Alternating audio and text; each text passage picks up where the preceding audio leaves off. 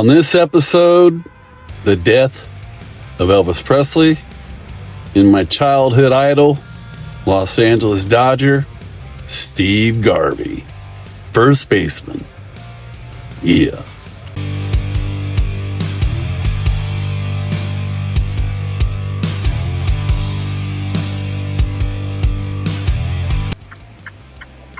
All right, so the 34-hour reset's over. It's Thursday, March 13th, 70 degrees. I'm here in Virginia. I'm back at the Molson Coors plant, picking up an empty, and I'm waiting for dispatch to give me a load, and we'll be out of here. But yep, that's what I got going on for right now. I'll be back. Okay, just got my load. We're going to Home Depot, the distribution center in Winchester, Virginia. Drop this empty, pick up the load, and then I'm going to the Home Depot store. I don't know if I'm pronouncing this right, but Onta, New York. That's O-N as in Nancy, E as in Edward, O-N as in Nancy, T-A. Onta, New York. Never heard of it. So that's what we got crack-a-lacking. Get my spectacles on and let's get a rolling. Yeah, so we're talking like the late 70s, and it just popped in my mind, 1977. Where were you? But that's when we lost Elvis Presley. Wow.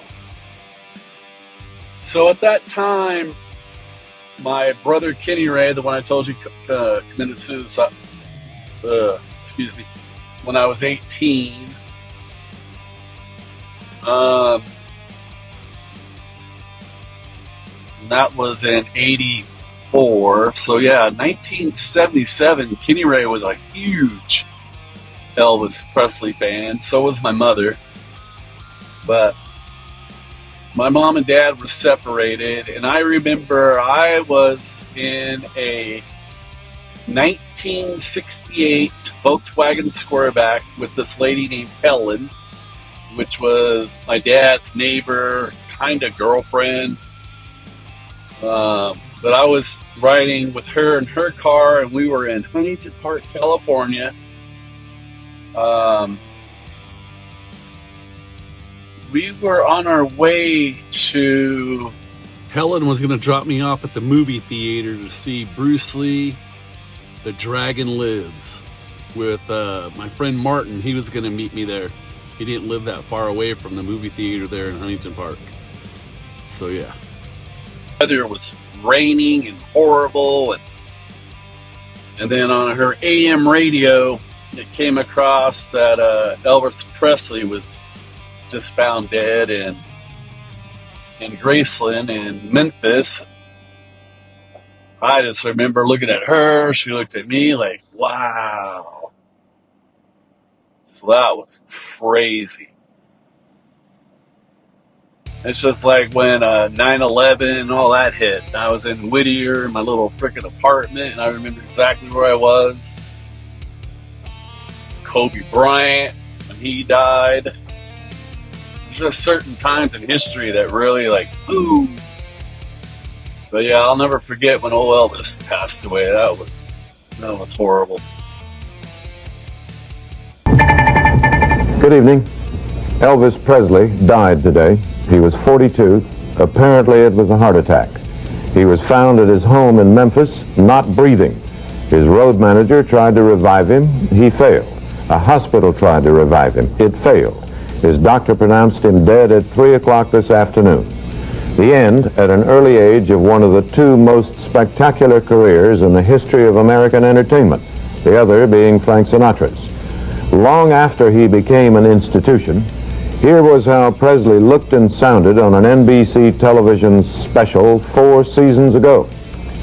Presley was very nearly at the peak of his career when he was drafted into the Army. That was 1958. Here he's arriving for a tour of duty in Germany, an enlisted man driving a Jeep. He could have gone into what they call special services and avoided the kind of time put in by ordinary soldiers, but Presley didn't. Actually, he trained as a tank man. He sold records in the multiples of millions, made millions, bought a string of Cadillacs, one after another, gave away a string of Cadillacs to people he liked, and along the way he was married in 1967 to Priscilla Ann Bullier. The very symbol of sex for all of the millions or hundreds of thousands of teenagers, was married only once, and then relatively late. The couple had one child, a daughter. The marriage did not last very long. It ended in divorce. Yeah, that just came across my memory. But all right. That's what I got on that. But until then, check this out. How could I forget my idol? Los Angeles Dodgers first baseman, Steve Garby. Yeah, I remember my dad taking me to Dodger Stadium, and I was in awe because all I've ever seen it on was TV before. But yeah, walking through the gates, look at the field and how big it is, and like, wow. But yeah, when I was young playing ball, my number was number 6. That's my favorite number still to today. But yeah, just sitting there in the seats looking at Steve Garby, I was just like mesmerized. It was so awesome. Yeah, that came across my mind too in 1977. Sort of. Our new manager has been an immeasurable help for us as far as motivating the team, keeping the guys together and loose. But I think above all else, the pitching has done a tremendous job, even in times where we've been in slight slumps. So I think that's the key to any game, the pitching, and we've had some guys have excellent years also. Are you pleased with your season? Well, you have to be when you're 10 and a half games ahead. You know, no matter whether you're 20 points below your own lifetime average or you're 20 home runs higher. You know, fortunately, I've been able to hit more home runs and RBIs this year than the last 2 years. So run production is the key for a player in the 3rd, 4th, and 5th spots, being able to produce runs by either scoring them or driving them in. I think the Dodgers have shifted into neutral now that they're 10 and a half games up and the season's just a month away from being over. Well, we really can't afford to because we have to more or less peak for the playoffs and World Series, so we have to really motivate ourselves to win our division first. Now, are you a player that prefers to rest towards the end of the season if you are getting ready to go into a playoff or World Series situation? Well, not really, Larry. I've played in, I think, over 133 straight games now, and I'm the type of guy that wants to go every day and play. I'm a very poor sitter and watcher. I have to go out and participate, and I think that's what the Dodger organization pays me to do, is to play. And a lot of people come to see Steve Garby play in the Dodgers, and if they come out to a game, spend their time, then I want to be out there playing for them. Steve Garby.